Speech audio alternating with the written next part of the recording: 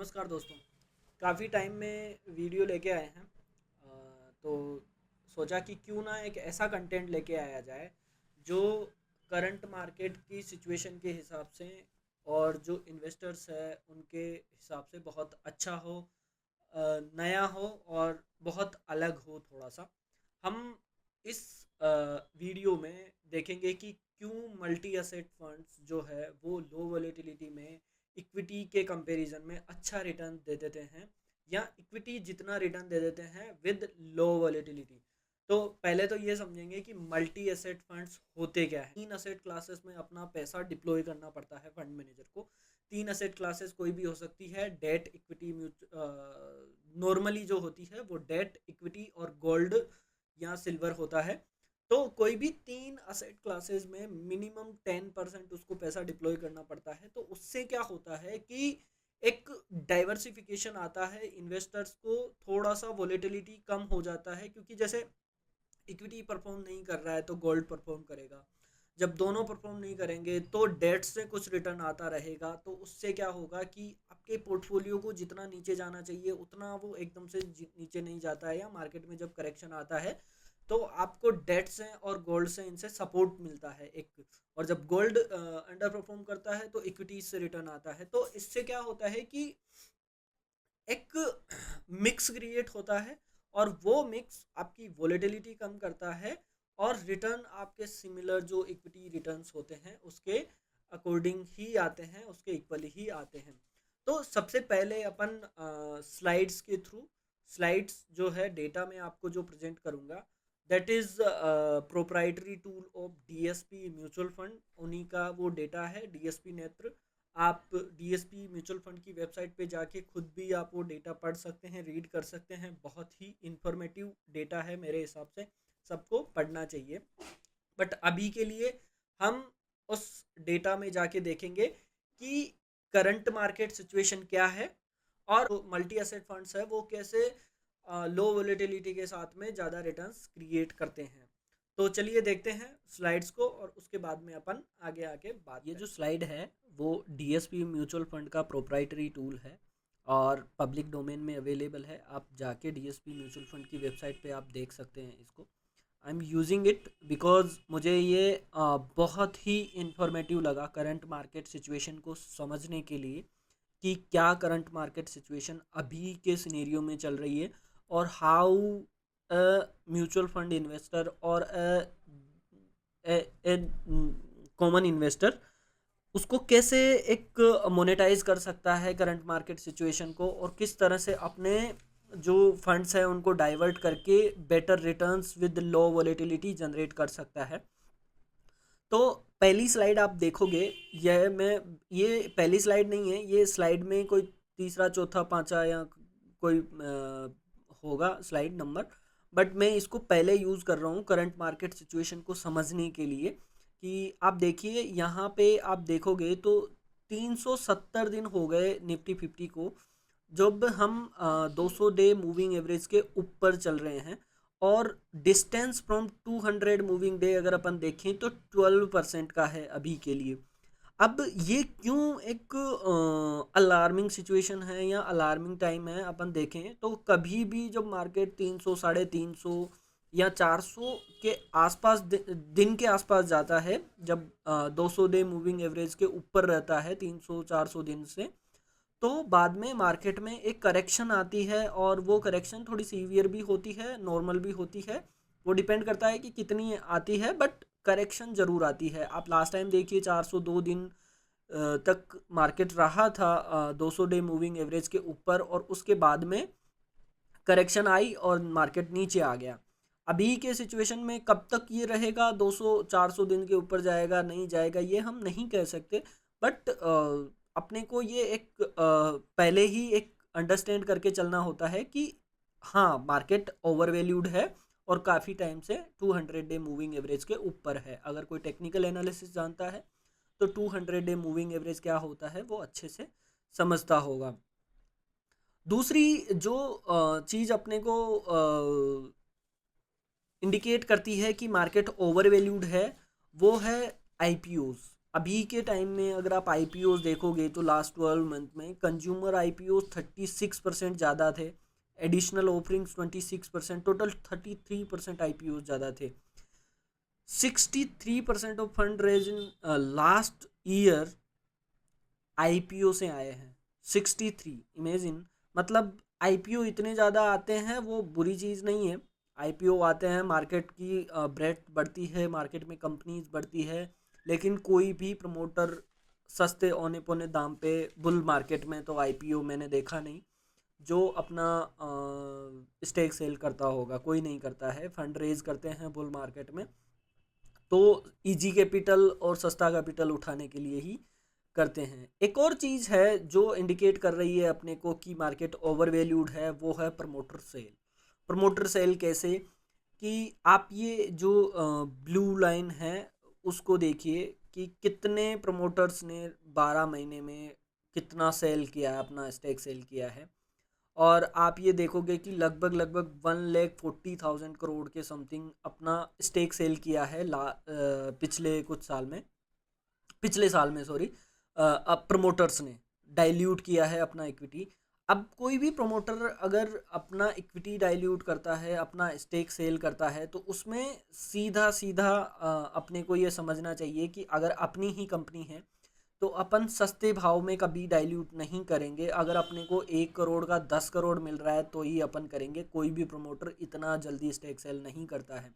तो अगर वो कर रहा है इसका मतलब उसको लग रहा है कि मेरी कंपनी की इतनी वर्थ नहीं है, बट फिर भी मेरे को मार्केट इतनी वर्थ दे रहा है तो क्यों ना मैं थोड़ा सा अपना स्टेक डाइल्यूट कर लूँ या थोड़ा इक्विटी सेल करके कैपिटल रेज कर लूँ ताकि मेरे को कभी भी ज़रूरत पड़े तो मैं उसको काम में ले सकता हूँ। 3 in 4 investors haven't experienced a beer market. अब देखो, मार्च 20 में टोटल जो इन्वेस्टर अकाउंट्स थे वो थे 4.09 करोड़, और जून 24 में टोटल इन्वेस्टर्स अकाउंट हो गए 16.23 करोड़। टोटल 297%, मतलब लगभग लगभग 300% का इंक्रीज हुआ है पिछले 5 साल में, 4-5 साल में। ठीक है। स्मॉल कैप फंड में अगर आप देखोगे मार्च 20 से जून 24 तक 296% का इंक्रीज हुआ है इन्वेस्टर्स में। स्मॉल कैप में इन्वेस्टर्स इतने बड़े हैं 41%, जबकि लार्ज कैप में अगर आप देखोगे ना तो 41%, जो ये ब्लू बार्स है वो लार्ज कैप इंडिकेट कर रही है, और जो ये ऑरेंज बार्स है वो स्मॉल कैप इंडिकेट कर रही है। तो आप देखिए 75% इंक्रीज तो लास्ट ईयर में ही हो गया इन्वेस्टर्स में। तो अभी जो इन्वेस्टर्स है वो लार्ज कैप की बजाय स्मॉल कैप में ज़्यादा इन्वेस्ट कर रहे हैं। और उनमें से भी ज़्यादा अलार्मिंग सिचुएशन क्या है, उनमें से भी 4 इन्वेस्टर्स में 3 ऐसे हैं जिन्होंने बियर मार्केट कभी देखा ही नहीं है, रियल बियर मार्केट क्या होता है, करेक्शन क्या होती है। तो इसका नेगेटिव इम्पैक्ट तो ऐसे तो एज सच कुछ भी नहीं है, बट जब भी बियर मार्केट आएगा इनमें से कई सारे इन्वेस्टर्स हैं जो आउट हो जाएंगे मार्केट से, और अभी जो ओवर वैल्यूएशन पे खरीद रहे हैं उनको काफ़ी काफ़ी इन्वेस्टर्स को लॉस भी हो सकता है। ये मतलब आई एम नॉट सेइंग कि उनको लॉस होगा ही सही या दे आर डम्ब और something else like that, but कई सारा ऐसे ही इन्वेस्टर्स होते हैं जब बुल मार्केट चल रहा होता है तो अपना हाथ धोने आते हैं गंगा में और वह गंगा में डूब के ही रह जाते हैं। ये एक और स्लाइड है जो अपने को देखनी चाहिए करंट मार्केट सिचुएशन को समझने के लिए, बहुत ही इंटरेस्टिंग स्लाइड है। आप देखिए कि रेड जो लाइन है, रेड लाइन जो आप देख रहे हैं वो इंडिकेट कर रही है MSCI इमर्जिंग मार्केट इंडेक्स के रिटर्न्स को। ठीक है। और जो ब्लू लाइन है वो MSCI इंडिया इंडेक्स के रिटर्न्स को इंडिकेट कर रही है। दोनों के अंदर आप गैप देखिए, MSCI इमर्जिंग मार्केट इंडेक्स नीचे जा रहा है रेड लाइन, और MSCI इंडिया इंडेक्स ऊपर जा रहा है। तो इंडिया जो है वो काफ़ी टाइम से जो अदर इमर्जिंग मार्केट है उनको आउट परफॉर्म कर रहा है। मेनली चाइना का अंडर परफॉर्मेंस है यहाँ पे, और चाइना वापस से परफॉर्म करने लग गया है। अभी कुछ लास्ट वीक में आपने देखा होगा, अभी तो वहाँ पे छुट्टियाँ चल रही है मार्केट में, बट लास्ट वीक में आपने देखा होगा कि मार्केट, चाइनीज़ मार्केट में किस तरह के जंप्स आए। एक मतलब 5-7 दिन में 40-40% का रिटर्न उन्होंने दिया है, तो वो जो अंडर परफॉर्मेंस थी अदर इमर्जिंग मार्केट्स की, वो धीरे धीरे कम होगी, नेरो होगी, और इंडिया का जो आउट परफॉर्मेंस है, जब अदर इमर्जिंग मार्केट परफॉर्म करना शुरू करेंगे तो जो मनी है वो कहीं और जाके शिफ्ट होगी। तो जब मनी शिफ्ट होगा एक जगह से दूसरी जगह, तो यहाँ पे अंडर परफॉर्मेंस आ सकता है। ये मैं नहीं बोल रहा कि आएगा ही, बट अंडर परफॉर्मेंस यहाँ पे इंडिया में आ सकता है। ये आप देखिए, इसको पढ़िए आप पूरा, जो डीएसपी नेत्रा का आप देखिए, वेबसाइट पे जाके पढ़िए, बहुत ही इंटरेस्टिंग स्लाइड है, मुझे अच्छा लगा इसलिए मैं शेयर कर रहा हूँ। अब ये हमने देखा करंट मार्केट सिचुएशन को। अब हम देखेंगे कि क्यों मल्टी एसेट फंड इस तरह की सिचुएशन में बहुत अच्छा परफॉर्म करते हैं और अपने को अपनी पोजीशनिंग उस हिसाब से करनी चाहिए। तो दोस्तों ये स्लाइड देखिए, मल्टी एसेट एलोकेशन की लॉन्ग टर्म में किस तरह से मल्टी एसेट एलोकेशन, जो मल्टी एसेट के रिटर्न्स होते हैं, वो मार्केट को इक्विटी मार्केट के कंपेयर में बहुत अच्छा करते हैं। आप देखिए, इंडिया का एक एग्जांपल लेते हैं अपन, 20 ईयर का CAGR रिटर्न का कंपैरिजन है ये इस स्लाइड में, बहुत अच्छी स्लाइड है। इन्फ्लेशन, जो महंगाई मतलब इंडिया की 6% रही है 20 ईयर्स में। इक्विटी रिटर्न्स जो रहे हैं वो 14% रहे हैं। डेट रिटर्न जो रहे हैं वो 7% रहे हैं। इंटरनेशनल इक्विटी का रिटर्न रहा है 9% और गोल्ड का रिटर्न रहा है 13%। अब मल्टी एसेट का रिटर्न आप देखोगे, 14% का मल्टी एसेट का रिटर्न रहा है। तो अब इक्विटी रिटर्न को इंडिया के और मल्टी एसेट के रिटर्न को कंपेयर कीजिए, दोनों का 14% रहा है। तो कोई भी आर्ग्यू करेगा कि दोनों में लॉन्ग टर्म में सेम सिमिलर रिटर्न्स है, तो क्यों मल्टी एसेट बेटर है। अब आप नेक्स्ट देखिए स्टैंडर्ड डेविएशन को। स्टैंडर्ड डेविएशन डोमेस्टिक इक्विटीज़ का देखिए और स्टैंडर्ड डेविएशन मल्टी एसेट का देखिए।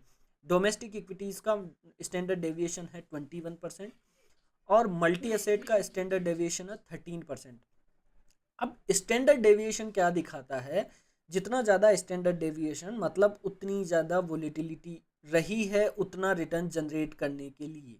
अब 14% रिटर्न जनरेट करने के लिए आपको ज़्यादा वोलेटिलिटी मतलब ज़्यादा रिस्क लिया, और 14% का मल्टी एसेट में रिटर्न जनरेट करने के लिए आपने कम स्टैंडर्ड डेविएशन मतलब कम वोलेटिलिटी के साथ, कम रिस्क के साथ में आपने उतना रिटर्न जनरेट किया। तो अपसाइड भी कम होगा तो डाउन साइड भी कम होगा मल्टी एसेट में, क्योंकि अलग अलग एसेट क्लासेस में आपका पैसा पार्क्ड है। तो उसमें क्या होता है कि आपका प्रॉपर डाइवर्सिफिकेशन होता है, तो आपका जो वोलेटिलिटी है वो कम हो जाता है, रिस्क कम हो जाता है, और सिमिलर अगर रिटर्न आ रहा है कम रिस्क पे, तो that is very good I think. China का एक और देख लेते हैं, फिर नेक्स्ट स्लाइड पे चलते हैं। चाइना का inflation 2%, equity return 6%, multi asset return 5%, gold return 9%। अब आप स्टैंडर्ड डेविएशन देखिए, 25% का standard deviation for generating 6% equity return, whereas 15% का स्टैंडर्ड डेविएशन फॉर जनरेटिंग 5% का multi asset return.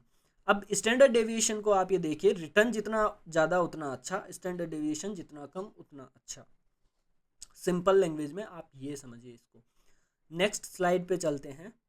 Gold bar, gold beats equity in most emerging markets. ज़्यादातर emerging markets जो हैं दोस्तों, उनमें गोल्ड ने ज़्यादा आउट परफॉर्म किया है as compare to equity. Equity माने शेयर्स। टर्की आप देखिए, टर्की का लोकल करेंसी में जो रिटर्न है इक्विटी मार्केट का वो 21% रहा है लॉन्ग टर्म में। ठीक है, गोल्ड का रिटर्न जो रहा है 29% रहा है लॉन्ग टर्म में, और जो गोल्ड का एक्सेस रिटर्न रहा है ओवर इक्विटी मार्केट वो रहा है 8.1%, जो कि मतलब बहुत अच्छा है एज कम्पेयर टू इक्विटी, वो भी इतना कम रिस्क के साथ में। सिमिलर अर्जेंटीना का आप देखिए, 38% का इक्विटी, 44% का गोल्ड, 6% का एक्सेस। तो ज़्यादातर इमर्जिंग मार्केट में आप यही सिचुएशन देखोगे कि गोल्ड का रिटर्न ज़्यादा रहा है।